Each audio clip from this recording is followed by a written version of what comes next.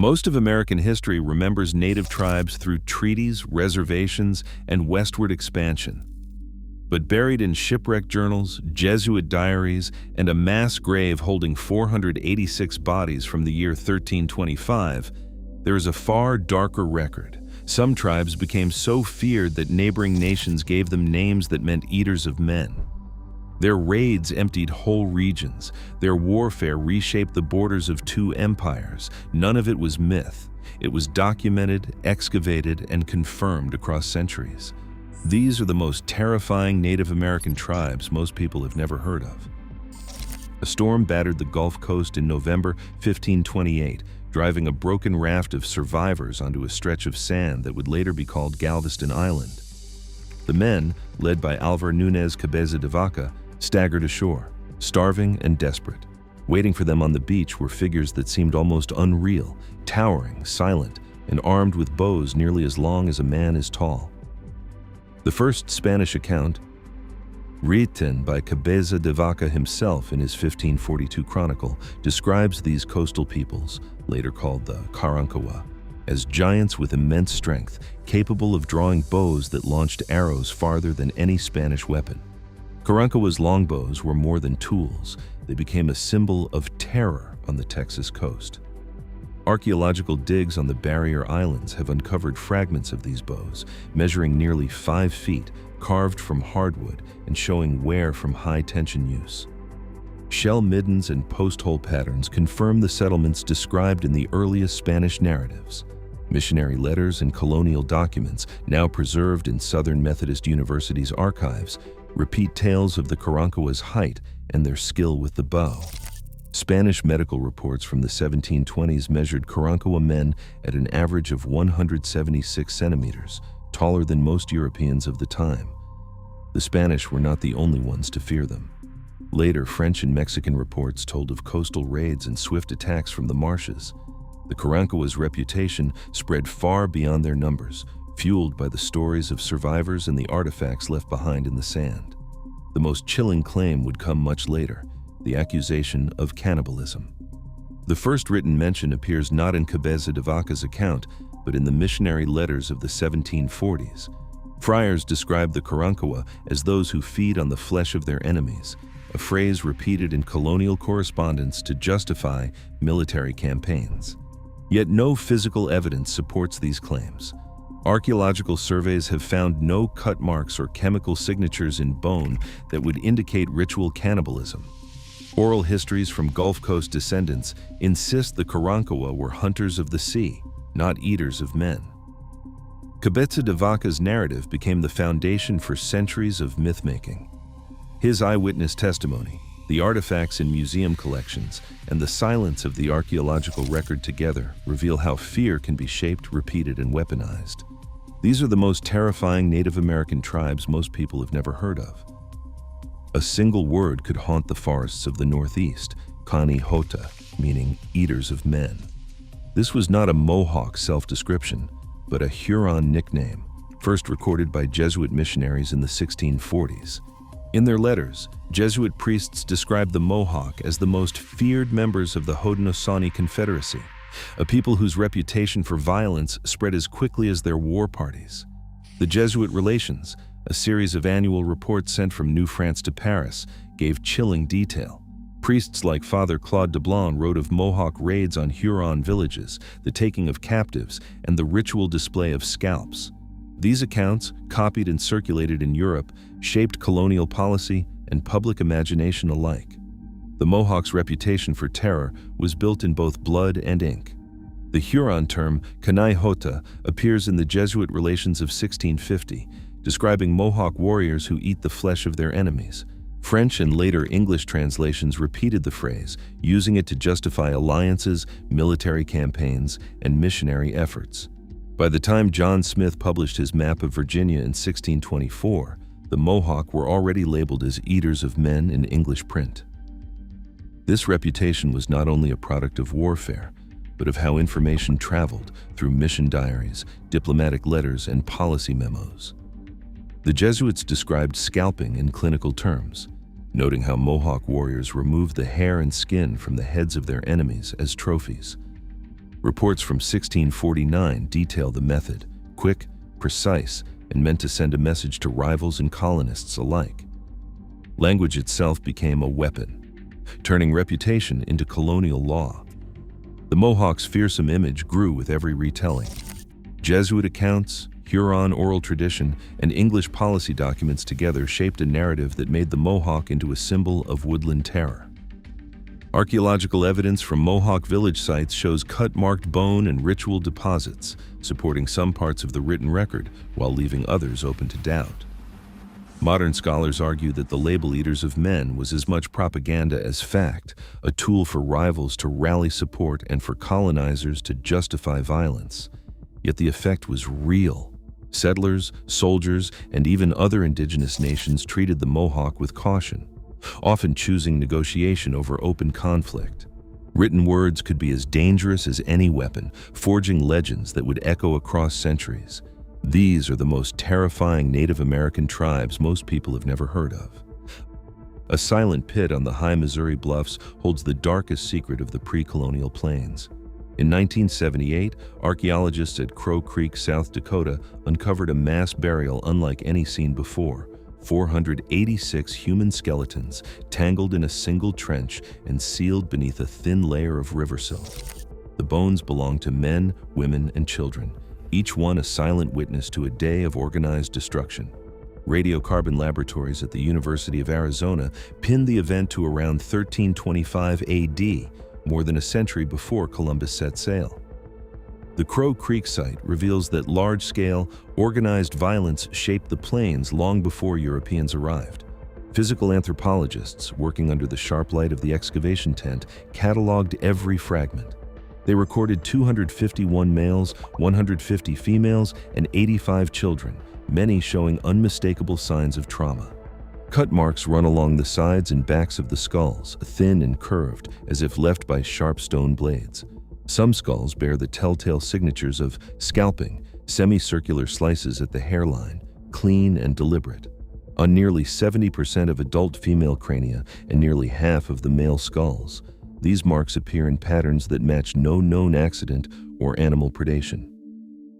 Forensic analysis confirms that the cuts were made after death, but before the flesh had decayed, evidence of ritual removal and not random violence. Bones tell a story of calculated attack, not chaotic battle. Charcoal from the burial layer, dated by AMS radiocarbon methods, anchors the massacre to a narrow window in the early 14th century. Isotopic analysis of the bones reveals a diet based on riverine fish and cultivated maize, linking the victims to a settled farming community. The attackers, likely rivals from the Arakawa or another riverine group, left no weapons behind, only shattered palisades and burned earth. The presence of so many children and women among the dead suggests a campaign intended to erase an entire village, not just its warriors. Scholars debate the identity of the perpetrators, but the scale and method are clear. The Crow Creek mass grave stands as proof that the plains were a landscape of shifting alliances, resource competition, and sudden, catastrophic violence. The evidence comes from the bones themselves, from radiocarbon laboratories, and from the careful notes of field scientists, drawing on sources as precise as a scalpel and as broad as the Missouri River Valley. Long before the Comanche rode the grasslands, terror had already carved its mark into the heart of North America. A single rumor can set the prairie alight, but a name whispered in fear can destroy an entire people. The Tonkawa became a cautionary tale, their reputation twisted into a weapon by those who claimed to protect the frontier. Scattered across central Texas, the Tonkawa were known for their shifting alliances and for a ritual that would haunt their memory: the consumption of enemy flesh during war ceremonies. Early accounts from Spanish and Mexican officials mention the practice, but it was the arrival of Anglo settlers and the Texas Rangers that turned this ritual into a pretext for violence. By the 1850s, the Tonkawa found themselves pressed into service as scouts by both the Texas Rangers and later Confederate forces. Muster rolls from 1855 and 1858 record dozens of Tonkawa men enlisted to track rival tribes, Comanche, Kiowa, and others, receiving rations and ammunition in exchange for their knowledge of the land. Ranger reports praise their skill, but always with a shadow. The word cannibal appears in the margins, a warning and a threat. Fear, once written into the official record, became its own kind of law. As the Civil War fractured Texas, old alliances dissolved. In October 1862, a coalition of neighboring tribes, Comanche, Caddo, and others, descended on the Tonkawa camp at Fort Cobb. According to Colonel J.G. Miller's military report, the attackers struck before dawn. By sunrise, more than 50 Tonkawa lay dead, their camp burned to the ground. Indian agent John B. Miller's field notebook, dated July 1862, notes that many women and children were killed and the survivors scattered. Newspapers across Texas seized on the story, repeating the word cannibal in bold type. The violence was justified in the public mind as vengeance for old rituals, but the massacre itself was swift, organized, and final. The Tonkawa's reputation, shaped by rumor and repeated in official correspondence, became the logic of their extermination. After the massacre, the few remaining Tonkawa were forced onto reservations or absorbed into other communities. Their role as scouts, once a lifeline, was erased from memory, while the narrative of ritual consumption survived in every retelling. Texas Ranger and Confederate records, preserved in state archives, show how fear can be manufactured, repeated, and finally used to erase a people from the land. When fear becomes policy, history is written in the language of disappearance. These are the most terrifying Native American tribes most people have never heard of. A black wind swept across the southern plains, and with it came the thunder of hooves. The Comanche turned the horse into a weapon, reshaping the Wild West into a place where no border was safe and no warning ever came. Spanish horses, once symbols of empire, slipped through broken fences and vanished into the tall grass. Within a single generation, Comanche herders gathered these animals by the hundreds, building herds that moved like rivers across the land. Children learned to ride before they could walk. By the early 1700s, the Comanche were the only people on the continent who could live, hunt, and fight entirely from horseback. Trade routes stretched from Santa Fe to the Gulf, and the horse became both currency and shield. Archaeological surveys of fire-hardened corrals and lookout points reveal a society built for speed and surprise. Mobility was power, and the Comanche used it to create an empire of fear. Mounted bands traveled 30 to 40 miles each day, striking settlements hundreds of miles apart in a single season. Spanish Presidio reports and Mexican trade ledgers record the scale of these attacks. Between 1820 and 1850, Comanche war parties launched more than 300 raids every decade. Ranches and towns vanished overnight, their livestock driven away, and their survivors taken as captives. Horse markets sprang up along the frontier, where stolen animals were exchanged for guns, blankets, and iron. Each horse was a form of wealth, and every raid fed a growing economy that reached from the Rio Grande to the Arkansas River. The numbers left in the ledgers tell the story in stark detail. In some years, more than 2,000 captives were taken. Men, women, and children were forced into a new life, or ransomed back for a price. The Comanche Empire was not built on myth or rumor, but on the daily reality of movement, trade, and the constant threat of violence. The Wild West was haunted not by ghosts, but by the living shadow of a people whose mastery of the horse made them the most terrifying Native American tribe most people have never heard of. A single campfire could mean the end of a family line on the southern plains. The Comanche captivity system turned strangers into kin and terror into a tool of survival. Captivity narratives, preserved in battered journals and faded letters, reveal a world where abduction was both violence and strategy. Mary Molly Moore, taken in 1858, described the first night after her capture. Bound to a horse, she rode through darkness, hearing only the breath of her captors and the distant cries of other prisoners. For many, this was the beginning of a new existence. Children were adopted, given Comanche names, and raised as members of the tribe. Some captives, like Cynthia Ann Parker, would never return to their birth families, becoming mothers and elders within Comanche society. Others were ransomed back, their memories shaped by both fear and unexpected belonging. These accounts, scattered through Texas archives and family Bibles, offer a rare glimpse into the human cost of empire. The fate of the Comanche Empire was decided not by a single battle, but by a campaign of starvation. In the autumn of 1874, U.S. Army columns moved into Palo Duro Canyon. Orders from General Ranald Mackenzie were clear: destroy the Comanches' ability to fight. Soldiers captured more than 1,400 horses, driving them into a narrow ravine. The sound of gunfire echoed for hours as the herds were slaughtered, an act meant to erase mobility, wealth, and hope in a single day. Army reports from the field note the silence that followed, broken only by the wind and the cries of those who had lost everything. Without horses, the Comanche could not hunt, raid, or flee. The final blow came in the spring of 1875, when the last free band surrendered at Fort Sill. By then, the once mighty Comancheria was only a memory, its people confined to reservations along the Red River. When the horses fell, the empire died, and the legends of terror faded into history. These are the most terrifying Native American tribes most people have never heard of. A hush settles as the fire dims in the Longhouse. Within the Haudenosaunee Confederacy, adoption is a ritual of order and memory. When a clan loses one of its own, the Council of Clan Matrons gathers.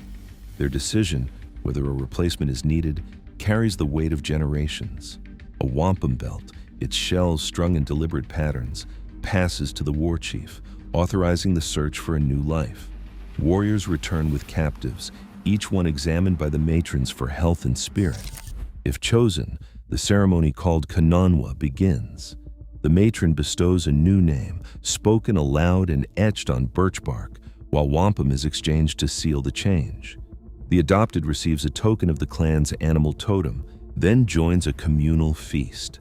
In that moment, the outsider becomes kin, filling the place of the lost. Every act is recorded in memory and wampum, binding survival to tradition and rule. A single word from the council could alter the path of an entire clan. Haudenosaunee. Mourning wars were deliberate, not chaotic. Guided by elders and clan mothers, these conflicts answered loss with restoration. Oral histories recall the term cheno, someone taken in war, carrying both legal and spiritual weight. No action began without council approval, and clan mothers alone decided if a captive could truly replace the lost. The doctrine of clan balance demanded that every death be met not with vengeance, but with the adoption of a new member. The captive received a new name, a place in the clan, and the responsibilities of the deceased. This was governance, not just ritual, a system designed to keep families in the Confederacy whole. Council records, preserved in wampum and memory, reveal violence was always controlled, never random. Elders remember Karankawa, the adoption ceremony, as a moment of healing. Theological teachings insisted the soul of the lost could only rest when the clan was restored. In these decisions, grief and power merged for collective survival. Across the old frontiers, fear often traveled faster than truth. The written record remains: shipwreck logs, Jesuit accounts, bones unearthed from Crow Creek, all testifying that power shaped memory long before the frontier vanished. Today, these histories are still debated, rewritten, and sometimes denied. The echoes of reputation and consequence persist, reminding us that the line between myth and documented violence is never as clear as we wish. Share your thoughts below.